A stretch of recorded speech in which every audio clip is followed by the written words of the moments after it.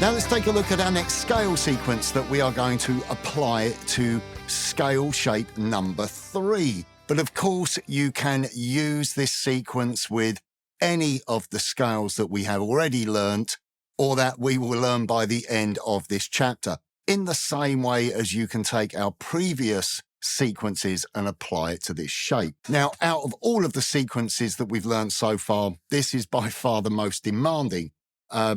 It takes a little bit of getting your head around, but once you nail this one, this makes for a really cool sequence that you can apply to your solos and use as a run. It's got a great sound to it. So what we're going to be doing is, once again, we are going to start from the lowest note within this position. So although the root note of C is here, we're actually going to start from the A note, which is the lowest note within this position that is within the key of C major. So what you're going to do in this sequence is that you're going to play up 3 notes, go up to the next note, and then play down 3 notes, and then repeat. So you'll go up 3 notes, up to the next note, and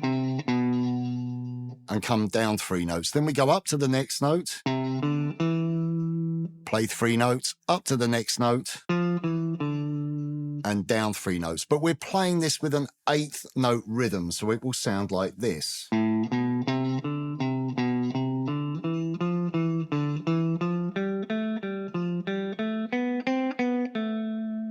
And obviously we just continue that across all 6 strings within shape number 3 of the C major scale. Now to descend, we simply take that pattern and we reverse it. So coming down, you'll go, then,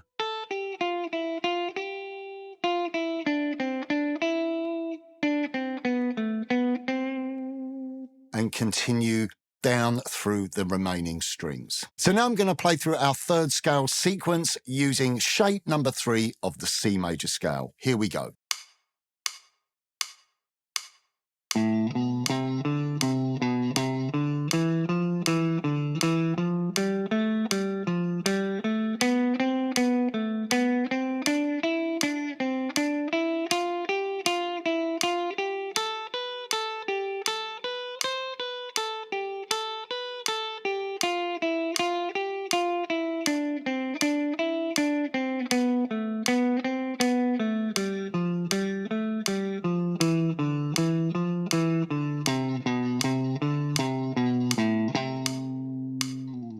Okay, so why is learning such a sequence as this important? Well, first of all, this is a real workout for your technique.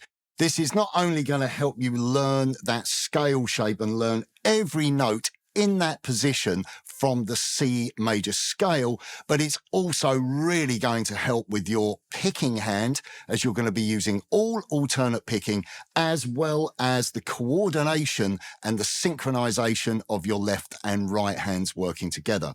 When it comes to your fretting hand, you're using a finger per fret. I'm really adopting a little bit more of a classical technique with my thumb lower on the back of the neck to enable me to cover 4 frets with each finger. I'm using a finger per fret. There are a few little fiddly parts there when it comes to the fingering, so if you do find that any of the crossing of the strings is a little bit tricky, just isolate that fragment of the sequence and just get used to playing it and then piece everything together. Now, this sequence is a great way of also internalizing the sound of the C major scale, really getting used to hearing the intervals and how the scale sounds when you play different types of sequences. Now, as well as that, this is a very interesting and musical sequence. It's a very exciting sequence once you start to apply it to your improvisation. Okay, so now it's your turn to practice